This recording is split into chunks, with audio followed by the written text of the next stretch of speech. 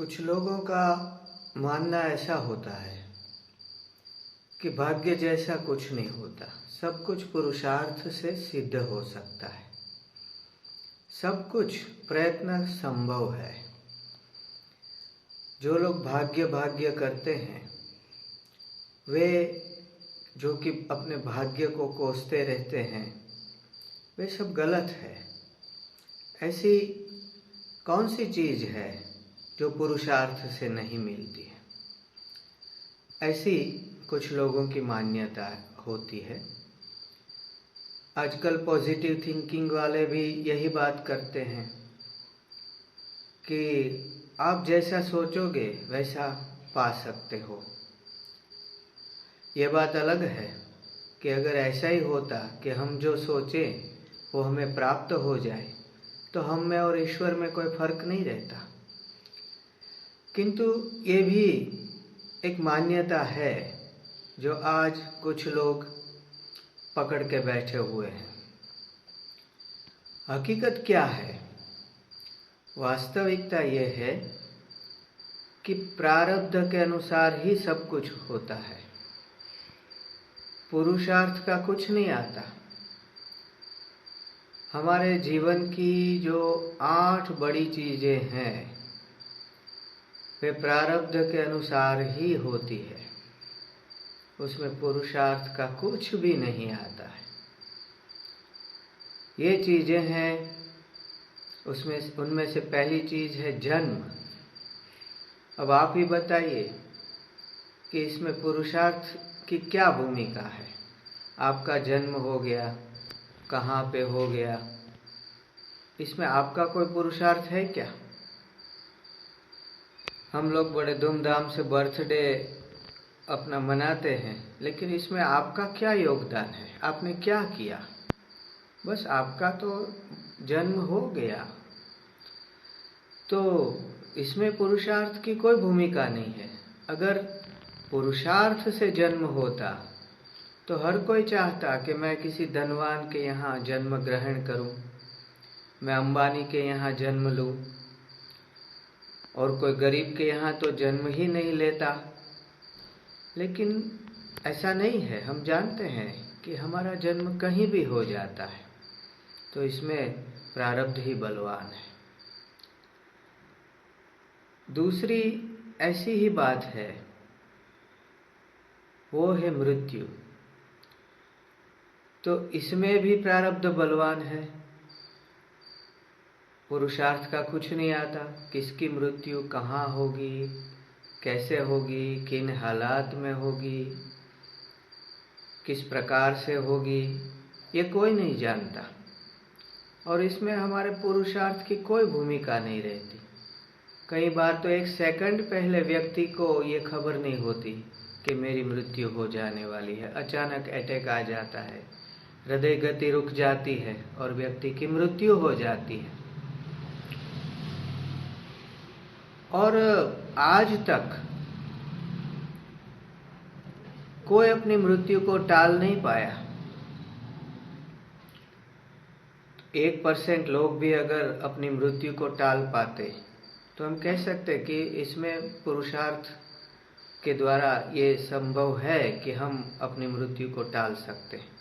लेकिन कोई टाल नहीं पाता मृत्यु। तो 100% ये प्रारब्ध के अधीन है।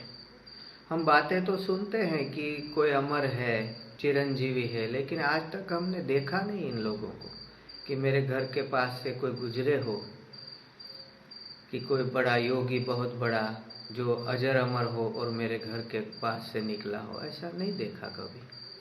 तो मृत्यु भी प्रारब्ध के अधीन है, उसमें पुरुषार्थ की कोई भूमिका नहीं। बाद में जरा अर्थात वृद्धावस्था, वो भी अटल है, कोई उसे टाल नहीं सकता। तो इसमें पुरुषार्थ क्या करेगा? ये प्रारब्ध के ही अधीन है।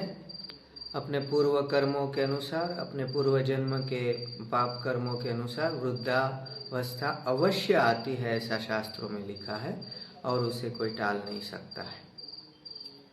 जन्म, मृत्यु, जरा और व्याधि अर्थात रोग, कौन सा रोग कब आ जाए कब अपनी गिरफ्त में व्यक्ति को ले ले कोई कह नहीं सकता।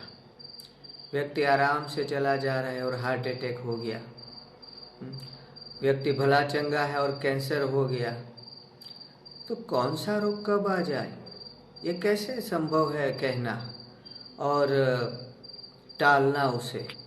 तो ये भी प्रारब्ध के अधीन है। हमारे जो रोग हमें जो जीवन में होते हैं वे प्रारब्ध के अधीन है। आजकल हम देख रहे हैं कोरोना आ गया, कई अच्छे अच्छे लोग, सज्जन लोग भी दूसरी लहर में मृत्यु के स्वाधीन हो गए। ये प्रबल प्रारब्ध है। सारी दुनिया में ये कोरोना फैल गया है। तो जन्म, मृत्यु, जरा, व्याधि और विवाह, विवाह भी पूरा प्रारब्ध के अधीन है। कोई कोई तो बहुत ही धनवान है, गुणवान है, फिर भी उसका विवाह नहीं होता, आजीवन कंवारा रह जाता है बेचारा। जैसे हमारे सलमान खान, अब भी उनका विवाह नहीं हुआ। विवाह कब होता है, कहाँ होता है, कैसे होता है, और वैवाहिक सुख जीवन में कितने वर्षों तक हम भोग सकते हैं, ये सब बातें प्रारब्ध के अधीन है। एक कहावत है ना, लंका की लाड़ी और घोघा का वर। तो कहाँ की लाड़ी मिले, कहाँ का वर मिले, ये वैवाहिक जीवन कितने वर्ष चले, ये सब तो प्रारब्ध के ही अधीन है। इसमें कोई कुछ नहीं कर सकता। और किसी की का तो विवाह होते ही तुरंत पत्नी मर जाती है, पति का एक्सीडेंट हो जाता है। अभी तो बारात जा रही है और एक्सीडेंट हो जाता है। तो ये सब प्रारब्ध के अधीन है। और जन्म, मृत्यु, जरा, व्याधि, विवाह और आजीविका, कौन किस प्रकार से अपने जीवन में धन कमाएगा, ये पूरा प्रारब्ध के अधीन है। अगर सब अपने पुरुषार्थ के अनुसार अपनी आजीविका तय कर सकते तो हर कोई डॉक्टर या इंजीनियर बन जाता। हर कोई चाहता है मैं डॉक्टर बनूं, इंजीनियर बनूं, तो सब डॉक्टर इंजीनियर बन जाते। या हर कोई चाहता है मैं बहुत बड़ा उद्योगपति बनूं, सब बन जाते। लेकिन ऐसा नहीं है। कोई कंडक्टर है, कोई ड्राइवर है, कोई शिक्षक है, कोई खेत मजदूर है, कोई किसान है, कोई किराने का व्यापारी है।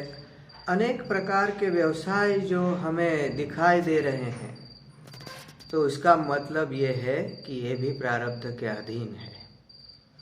और सुख और दुख भी प्रारब्ध के अधीन होते हैं। हर कोई चाहता है कि मैं सुखी हूँ, कोई दुख के लिए प्रयास नहीं करता। लेकिन फिर भी हर कोई सुखी क्यों नहीं होता? क्योंकि यही प्रारब्ध है। अब प्रयत्न तो सुख के लिए करते हैं, लेकिन दुख आ जाता है, दुख टपक पड़ता है। तो यही बात ये दिखाती है कि सुख और दुख प्रारब्ध के अधीन है। तो ये जो 8 बड़ी चीजें मैंने बताई, ये सब प्रारब्ध के अधीन है। अब बाकी क्या बचा जीवन में? छोटी छोटी चीजें जो है कि हम सब्जी लेने जाते हैं, हम इधर से उधर दो पाँव चल लेते हैं, तो इसका क्या महत्व है? हमारा अधिकतर जीवन तो प्रारब्ध के ही अधीन है। ऐसा क्यों है? वैसे तो ऐसा कहा जाता है कि हमारे कर्मों से ही हमारा प्रारब्ध बनता है। लेकिन देखो, हमारे पास तो अनंत जन्मों के कर्म है। अब इन कर्मों में से कुछ कर्म हमारा एक जन्म निश्चित करते हैं, उसी को प्रारब्ध कहते हैं। तो क्योंकि ये जो निश्चित कर्म का जो संपुट है एक, कि जिसके द्वारा हमारा हमारा जन्म नियत होता है, तो हम बंध जाते हैं उससे, हम उससे बाहर नहीं निकल सकते। इसीलिए हमारा जो ये जन्म हुआ है वो पूरा प्रारब्ध के अधीन है और हम उससे बाहर नहीं आ सकते। हमारी जो स्वतंत्र इच्छा शक्ति है वो केवल भ्रमणा है और कुछ नहीं है। सपने में हमें ऐसा दिखाई देता है कि मैं अपनी इच्छा से एक गांव से दूसरे गांव जा रहा हूँ, मैं ये कर रहा हूँ, मैं वो कर रहा हूँ। लेकिन जागने के बाद हमें जैसे पता चलता है कि सपना अपने आप आया है, मेरी इच्छा से नहीं आया। जो भी दृश्य दिखे वो अपने आप दिखे हैं। वहाँ पे जो मेरी स्वतंत्र इच्छा शक्ति मुझे दिखाई देती थी वो स्वतंत्र नहीं थी। उसी प्रकार ये संसार एक सपना है, उसमें हमें केवल स्वतंत्र इच्छा शक्ति का आभास मात्र है। जो सब कुछ हो रहा है वो हमारे पूर्व जन्म के कर्मों के अनुसार, प्रारब्ध कर्म के अनुसार केवल नियति है और उसमें हम कोई बदलाव नहीं ला सकते।